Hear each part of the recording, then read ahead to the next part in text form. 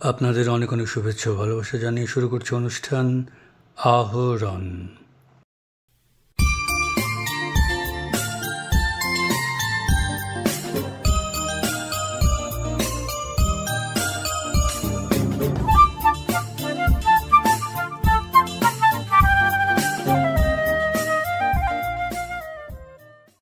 গত ১ জুলাই প্রধানমন্ত্রী নরেন্দ্র মোদী বেকার যুবক যুবতীদের জন্য একটি কর্মসংস্থান প্রকল্প ঘোষণা করেছেন।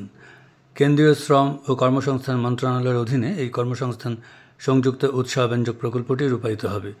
সকল ক্ষেত্রে কর্মসংস্থান সৃষ্টি, কর্মসংস্থান যোগ্যতা এবং সামাজিক নিরাপত্তা বৃদ্ধির জন্য কর্মসংস্থান সংযুক্ত উৎসাহব্যঞ্জক প্রকল্পটির নাম ELI অর্থাৎ employment linked intensive.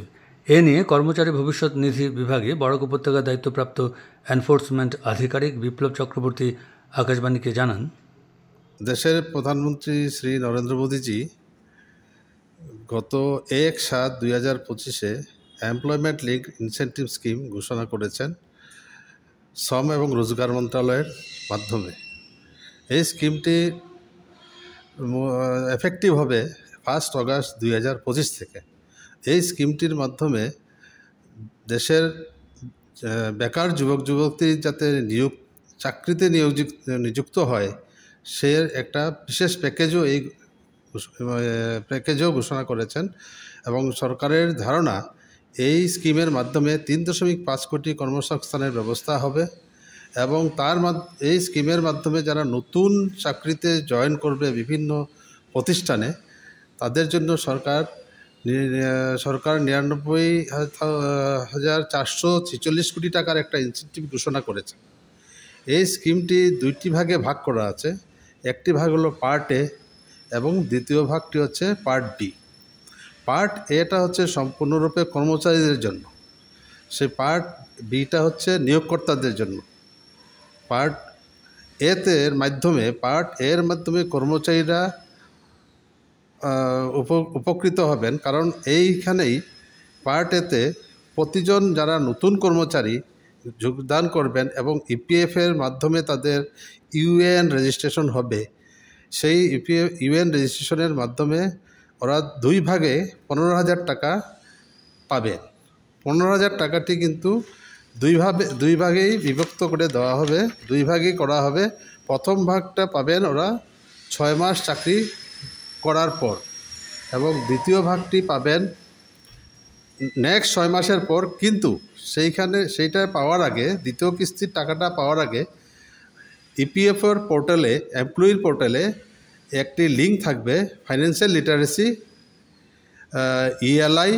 ELI members and enrol. এইখানে একটি ভিডিও এবং 2-1টি কোয়েশ্চন থাকতেও পারে। সেটি কমপ্লিশন করার পরে সেই নতুন নিযুক্তিপ্রাপ্ত প্রতিজন মানুষকেই সাক্ষরতা যেটা ব্যবস্থা করেছিল, আর্থিক সাক্ষরতা, সেইটা গণ্য করা হবে এবং দ্বিতীয় ইনস্টলমেন্টটিও তখন তাদেরকে দেওয়া হবে। কিন্তু এই দ্বিতীয় ইনস্টলমেন্টটি দেওয়ার সময় সেটাকে ফিক্সড ডিপোজিট হিসাবে কিছুদিনের জন্য হয়তো রেখে দিতে পারেন, সেই পরবর্তী সময়ে তারা সেটাকে উঠাতে পারবেন। এই হচ্ছে এমপ্লয়িদের মুখ্য বেনিফিট, যেটা ওরা টোটাল এই স্কিম থেকে প্রতিটা নতুন চাকরিপ্রাপ্ত এমপ্লয়ি 1 অগাস্ট থেকে যারা জয়েন করবে বিভিন্ন অর্গানাইজেশনে তারা 15,000 টাকা পাবে 2 ভাগে।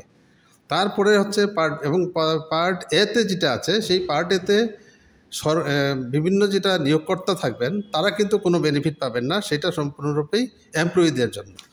পার্ট বিতে নিয়োগকর্তাদের জন্য ব্যবস্থা রয়েছে। পার্ট বিতে যে সকল নিয়োগকর্তা অতিরিক্ত কর্মসংস্থানের সৃষ্টি করে নতুনভাবে নিযুক্ত করবেন বিভিন্ন যুবক যুবতীদের, তাদের জন্য সুব্যবস্থা রাখিয়েছে এই স্কিমটাতে। এবং এই স্কিমের যারা আওতায় আসবে তাদের স্যালারি 1 লক্ষ টাকা পর্যন্ত যাদের স্যালারি থাকবে তারাও এই স্কিমের আওতায় আসতে পারবে এখানে।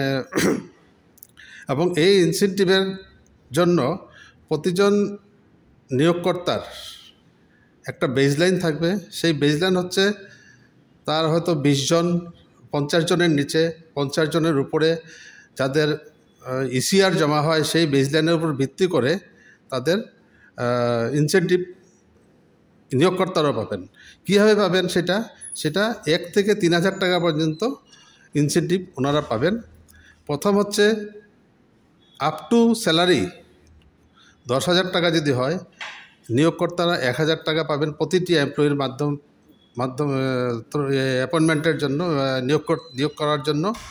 এবং মোর দেন যাদের বেতন 10 থেকে 20,000-এর ভিতর তারা পাবেন, তাদের জন্য ওনারা পাবেন 2,000 টাকা। এবং যাদের স্যালারি 20,000-এর উপর তাদের জন্য ওনারা পাবেন 3,000 টাকা। এটা কারা পাবেন? নিয়োগকর্তারা। এইভাবে নিয়োগকর্তাদের 3টি ভাগে এই স্কিমটিতে ব্যবস্থা রাখা হয়েছে। আগামী 24 আগস্ট শিলচর আঙ্গিরখাড়িতে মুখ্যমন্ত্রী ডক্টর হিমন্ত বিশ্ব শর্মা আনুষ্ঠানিকভাবে নেতাজি সুভাষচন্দ্র বসুর নবনির্মিত মূর্তি স্থাপন করবেন। এ কথা জানিয়েছেন নেতাজি মূর্তি নবনির্মাণ ও স্থাপনা কমিটির আহ্বায়ক শিলচরের বিধায়ক দীপায়ন চক্রবর্তী। এ ব্যাপারে জোর প্রস্তুতি চলছে।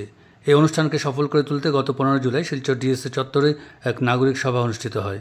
এদিনের সভায় বক্তব্য রাখতে গিয়ে সাংসদ পরিমল শুক্লবৈদ্য বলেন, আপনারা সমাজকে নেতাজির কথায় জাগ্রত করেছেন, আর এই জাগ্রত ভূমিকার কিছু সন্তানরা এই ভব্য মূর্তি এখানে স্থাপনা করতে যাচ্ছেন।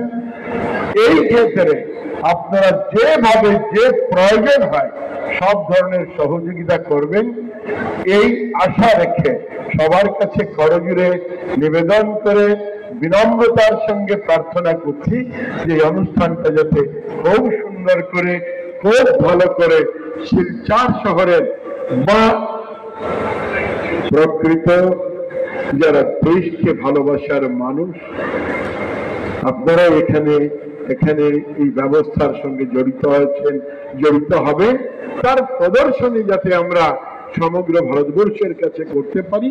যে হতে পারে শিলচর শহর এক ছোট্ট শহর অন্যান্য শহরের তুলনায় ভারতবর্ষে, কিন্তু এখানে নেতাজির মূর্তির পুনর্নির্মাণের যে উৎসাহ, এই উৎসাহ দেখে যাতে ভারতবর্ষের মানুষ এই কথা অন্তত শিলচর শহরকে দেখে ভাবে বা কাছাড়কে দেখে ভাবে যে না, এখানে নেতাজির শুধু মর্মর মূর্তি নয়, নেতাজির জীবন্ত মূর্তি এই শহরের মানুষের বুকে গাঁথা আছে, মন মন্দিরে আছে, এই কথা যাতে মানুষ বুঝতে পারে। কমিটির আহ্বায়ক বিধায়ক দীপায়ন চক্রবর্তী বললেন, সুন্দর করতে চাই ওই জায়গাটা যে নেতাজির মূর্তির সামনে যেখানে আবর্জনা পেলেন, এরকম নেতাজি আমরা চাই না। একটা সুন্দর পরিবেশের নেতাজির মূর্তি আমরা এখানে স্থাপন করতে চাই। তার থেকে আইডিয়া শুরু হয়, 2022 থেকে তার কাজ শুরু হয়। বিভিন্ন বাধা বিপত্তি আছে, সেটাকে অতিক্রম করি আমরা ধীরে ধীরে আজকে অরুণ যুবরাজের মাধ্যমে আমরা মূর্তিকে নির্মাণ করতে সক্ষম হয়েছি। এখানে উত্তমদা বিভিন্নভাবে বলেছেন, রুদ্রনারায়ণ গুপ্ত তার টাকা পয়সা সম্বন্ধে, পান সম্বন্ধে বলেছেন, কিন্তু আমরা আত্মবিশ্বাসী, আমি ঠাকুর বিশ্বাসী মানুষ, যে ভালো কাজে টাকা পয়সার অভাব হয় না। তো এই কাজ শুরু হয়েছে, এই কাজ শুরুতে আমরা অরুণ যুবরাজকে আহ্বান করি, তাকে আমরা অনুরোধ করেছিলাম, কিন্তু উনি বললেন যে ওনার সময় নেই। যাই হোক, অনেক কষ্ট করে অরুণ যুবরাজকে মানিয়ে আজকে নর্থ ইস্টে তার ফার্স্ট কনসাইনমেন্ট যে নেতাজির মূর্তি, নর্থ ইস্টে সবচেয়ে টলের নেতাজির মূর্তি শিলচর শহরে আজকে উদ্বোধন হতে চলছে। আর আনবেল করবেন আসামের মাননীয় মুখ্যমন্ত্রী ডক্টর হিমন্ত বিশ্ব শর্মা মহোদয়, যিনি ইতিমধ্যে কনসেন্ট দিয়েছেন, তার জন্য আজকের এই সভার আয়োজন করা হয়। প্রবীণ সাংবাদিক অতীন দাস, আজকের এই নেতাজি মূর্তি পুনঃস্থাপন অনুষ্ঠানের প্রিপারেটরি সভায় আপনাদের এই উপস্থিতি দেখে আমি খুবই আপ্লুত। বিগত 6 বছর ধরে বিভিন্ন সভা সমিতিতে উপস্থিত থাকি, কিন্তু এই ধরনের উৎসাহ নিয়ে জনগণের উপস্থিতি খুব কম দেখা যায়। এটা আমাদের একটা নাগরিক কর্তব্য। আপনারা জানেন যে আজকের এই যে সভা, সেটা নেতাজি সম্পর্কে বক্তব্য রাখার জন্য নয়। আজকের সভা হচ্ছে যে নেতাজি মূর্তি পুনঃস্থাপনের যে ব্যাপার, সেটার প্রস্তুতি সম্পর্কিত। তো বক্তারা এখন যারা আহ্বায়ক ছিলেন বা অন্যান্যরা এটা কতটুকু আমরা এগিয়েছি তার একটা প্রতিবেদন রেখেছেন।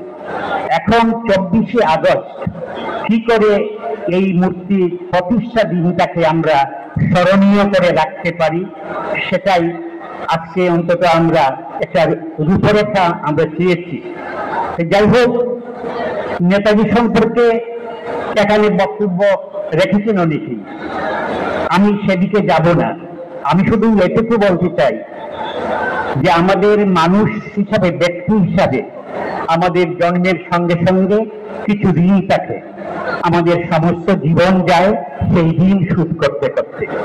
ঠিক জাতি হিসেবেও কিছু কিছু ব্যক্তির কাছে আমাদের ঋণ থাকে, এবং সেই ঋণ শোধ করাই হচ্ছে প্রত্যেকটি সুনাগরিকের কর্তব্য।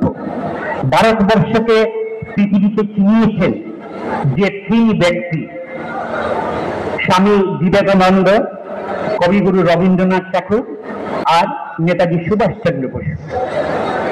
তো আজকে এই শিলচর শহরে আমরা সেই সুভাষচন্দ্র বসুর মূর্তির পুনঃস্থাপনের যে পরিকল্পনা নেওয়া হয়েছে, সেটা হচ্ছে সেই ঋণ পরিশোধেরই একটা ব্যাপার। তিনি আমাদের জন্য সব দিয়েছেন, কিন্তু আমরা তাকে কি দিতে পারি? শুধু আমরা দিতে পারি আমাদের শ্রদ্ধা এবং ভালোবাসা, এবং এই মূর্তি প্রতিষ্ঠার মাধ্যমে সেটাই হচ্ছে আমাদের প্রয়াস। তো আমার কিছু প্রস্তাব থাকবে যে 24শে আগস্ট দিনটি শিলচর হয়ে উঠুক নেতাজিময়। আমরা এখানকার যত সাংস্কৃতিক সংগঠন আছে সেই সংগঠনকে মিলে এমন একটা সাংস্কৃতিক শোভাযাত্রা আমরা আয়োজন করব, যা এখানে বলেছেন দীপায়ন চক্রবর্তী যে আমরা যেন সেদিন কেউ ঘরে বসে থাকি না।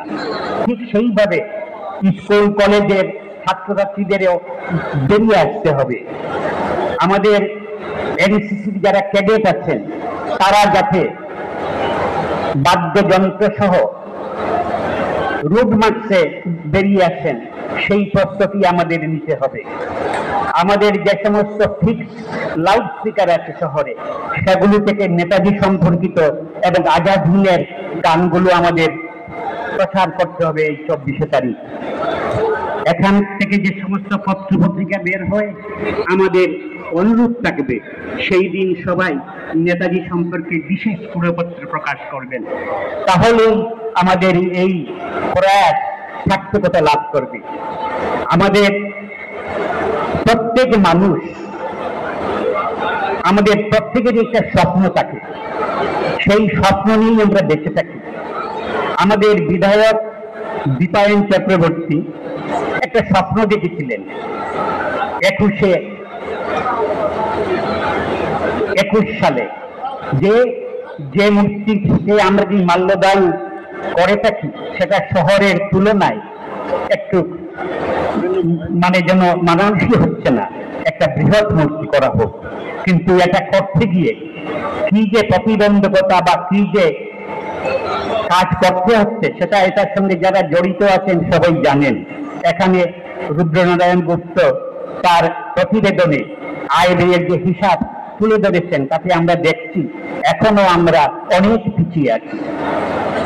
সুতরাং দীপায়ন চক্রবর্তী যেমন স্বপ্ন দেখেছিলেন, আজকে তিনি স্বপ্ন পূরণের কাছাকাছি এসে নিশ্চয়ই আপ্লুত হয়েছেন। কিন্তু আমরা নগরবাসী, এই শহর এখন মহানগর হতে যাচ্ছে, আমরা এই মহানগরের নাগরিকরাও আমাদের যে দায়িত্ব সেটা পালন করতে হবে। এবং আমাদের প্রত্যাশা, এই মূর্তি বসানোর ক্ষেত্রে এখনো যে অর্থের প্রয়োজন আছে, সে ব্যাপারে আমরা সবাই নিজেরা আগ্রহ সহকারে এসে এই কমিটির সঙ্গে যোগাযোগ করব। হাইলাকান্দি জেলার বৃহস্পতিবার থেকে স্টপ ডায়রিয়া কর্মসূচি শুরু হয়েছে। ডায়রিয়ার কারণে শিশু মৃত্যু শূন্যে নামিয়ে আনার লক্ষ্যমাত্রায় এই কর্মসূচিটি লালা ব্লক প্রাইমারি হেলথ সেন্টারে আয়োজিত এক অনুষ্ঠানের মাধ্যমে জেলা জুড়ে শুরু করা হয়। এ ব্যাপারে আকাশবাণীকে দেওয়া একান্ত সাক্ষাৎকারে জেলা স্বাস্থ্য বিভাগের অতিরিক্ত মুখ্য চিকিৎসা আধিকারিক ডক্টর KTS রংমাই বলেন, स्कीम हुई डायरिया की रोकथाम, सफाई और ORS से रखें अपने ध्यान। এই উপরে আমরা ডায়রিয়া টপ ডায়রিয়া ক্যাম্পেইন 2025 এই থিমে উপরে আমরা 10 তারিখ জুলাই থেকে শুরু করছে আর কন্টিনিউ চলবো 1.5 মাসে পর্যন্ত, মানে আগস্টে 25 2025 পর্যন্ত এই একটা ক্যাম্পেইনটা চলবো। এখানে গুরুত্ব হইয়া আন্ডার 0 to আন্ডার 5 ইয়ার্স 5 বছর নিচে বাচ্চা আমরা এই ক্যাম্পেইনে ইনক্লুড করা হইব।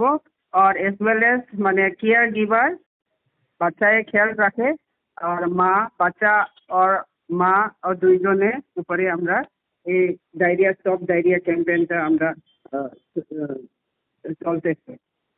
আশা আর এএনএম আর লগে সিএইচও ইনভলভমেন্ট আছে, কারণ হইলো এখানে কমিউনিটি লেভেলে রুরাল এরিয়া সব এরিয়া কভার করতে লাগে।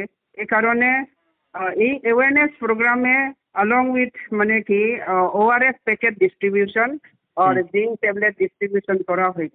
প্রত্যেকটা বাচ্চা যে থাকে এই ঘরে একটা বাচ্চায় ওআরএস 1 প্যাকেট পাইব আর জিঙ্ক ট্যাবলেট 14টা ট্যাবলেট দেওয়া হইব। এখানে এই ক্যাম্পেইন থ্রুয়ে অ্যাওয়ারনেসটা ক্রিয়েট করতে লাগে। ডায়রিয়া হইলে কি ওআরএস কি রকম ইউজ করতে লাগে, ওআরএস প্রিপারেশন কি রকম বানাইতে লাগে, এই জিনিস ডেমনস্ট্রেশন করা হইব। তারপরে আর জিঙ্ক ট্যাবলেট 14 দিন পর্যন্ত খাওয়াইতে লাগে, এই জিনিসগুলা ডেমনস্ট্রেশন করা হইব।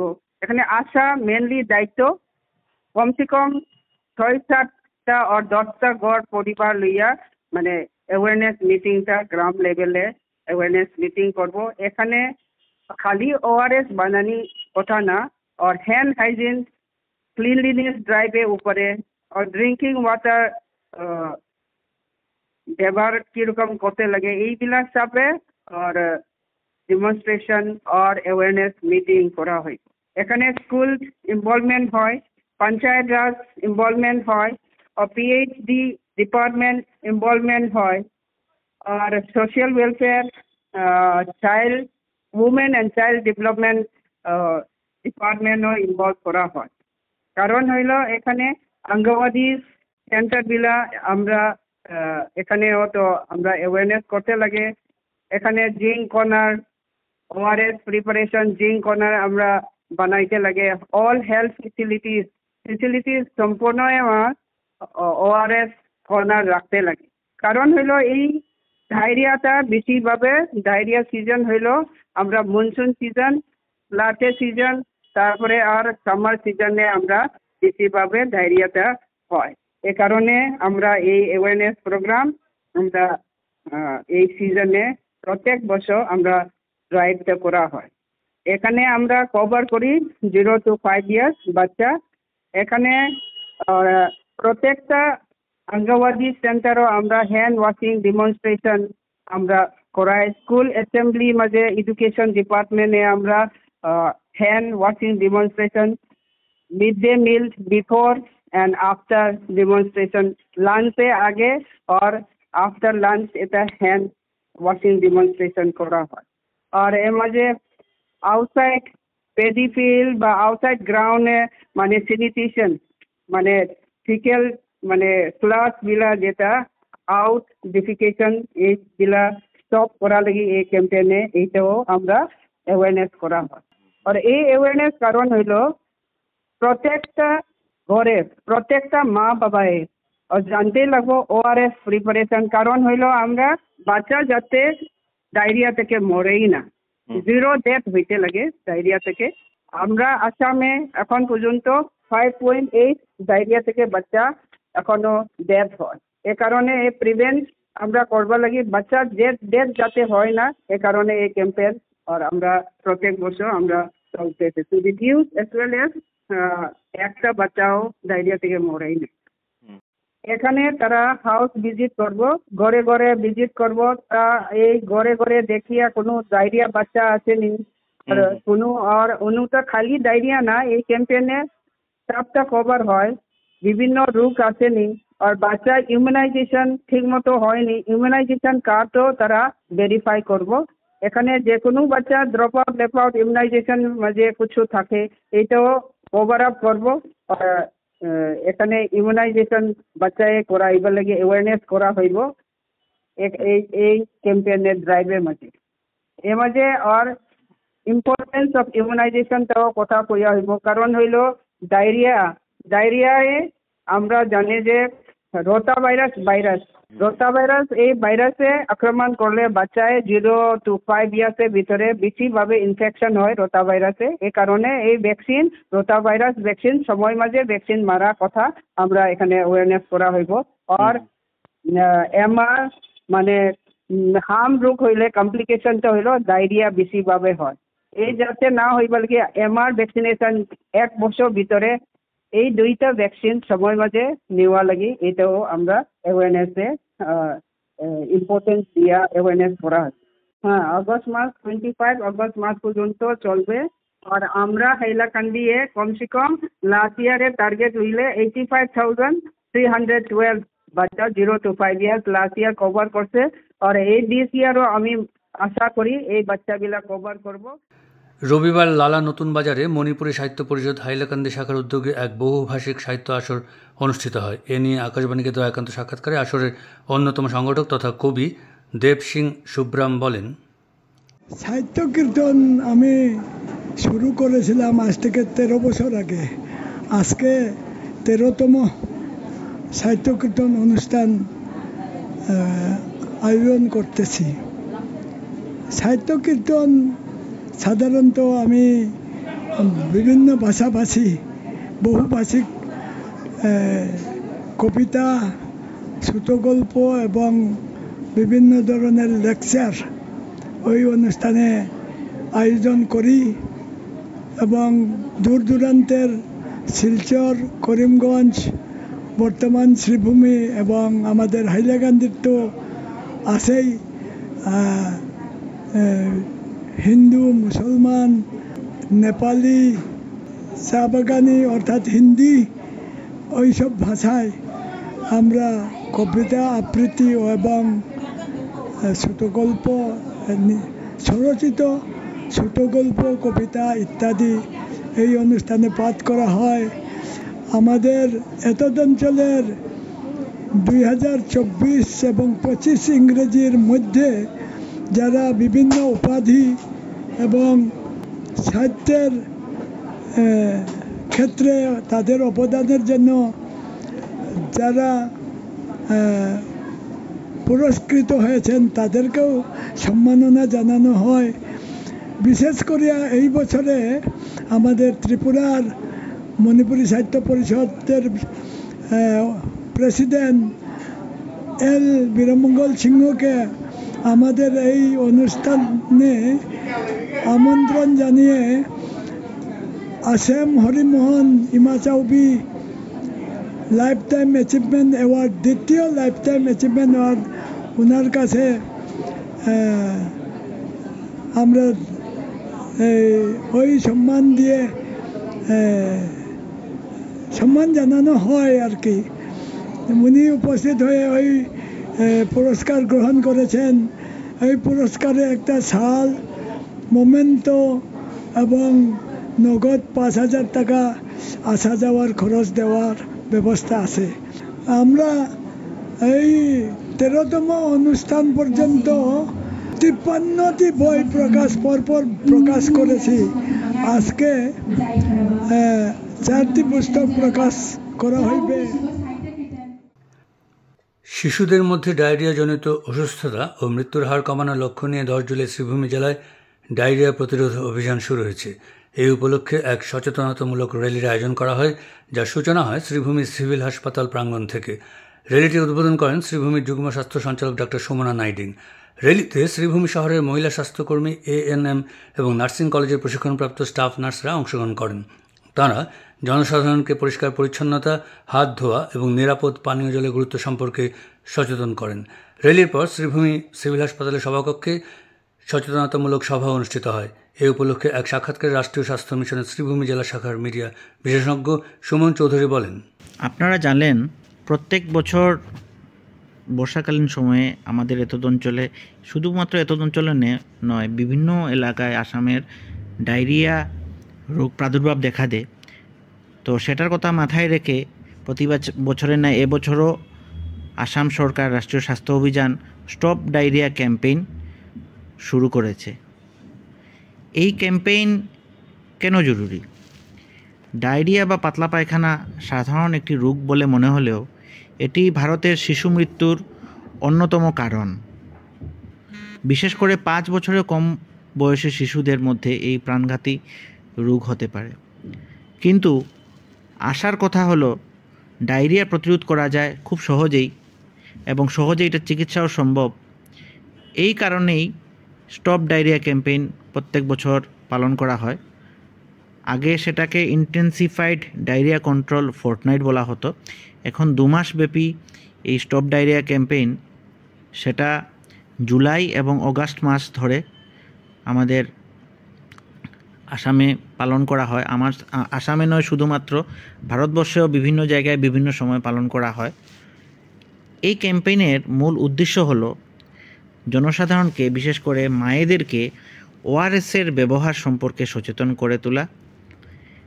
14 দিন ধরে যে ডায়রিয়া আক্রান্ত বাচ্চারা থাকে তাদেরকে জিঙ্ক ট্যাবলেট খাওয়ানো বা জিঙ্ক ট্যাবলেটের যে উপযোগিতা আছে সেটার উপর সচেতনতা গড়ে তোলা।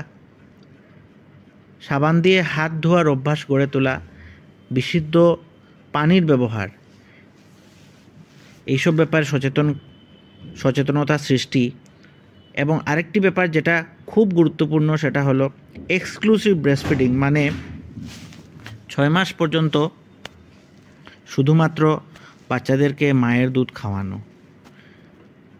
তো এই ব্যাপারে আমাদের যারা স্বাস্থ্যকর্মীরা আছে, বিশেষ করে আমাদের যারা আশা কর্মীরা আছেন, এএনএমরা আছেন, তারা একটি অভিযানের মাধ্যমে সমাজকে সচেতনতা সৃষ্টি করছে।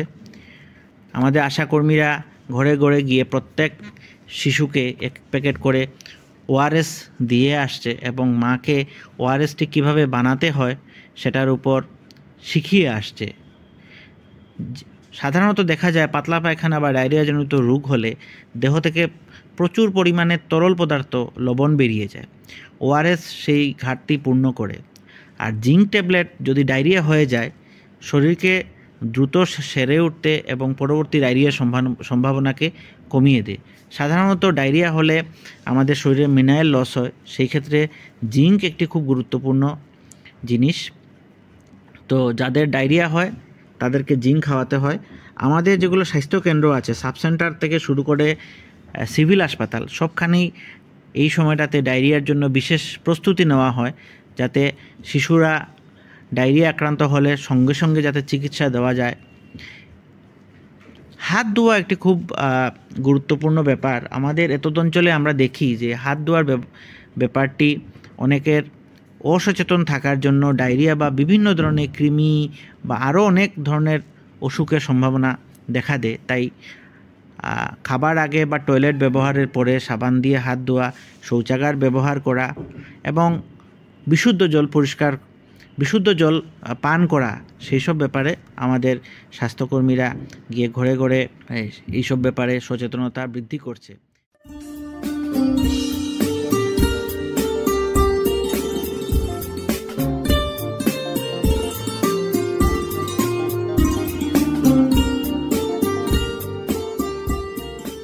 শ্রোতা বন্ধুরা, আমরা যেখানে শেষ করছি, আপনাদের সঙ্গে আবার কথা হবে আমাদের আগামী অনুষ্ঠানে। আপনারা ভালো থাকবেন এবং অবশ্যই সুস্থ থাকবেন। এবারে বিদায় নিচ্ছি, তবে তার আগে জানিয়ে দেব, উপস্থাপনায় ছিলাম অনির্বাণ জ্যোতিগুপ্ত, শব্দগ্রহণ করেছেন রাহুল কান্তি দেব, রতন দেব, জসীমউদ্দিন লস্কর ও নবেন্দু দাস। অনুষ্ঠান সম্পাদনায় ছিলেন অভিজিৎ নাথ এবং প্রযোজনা হিতব্রত ভট্টাচার্য।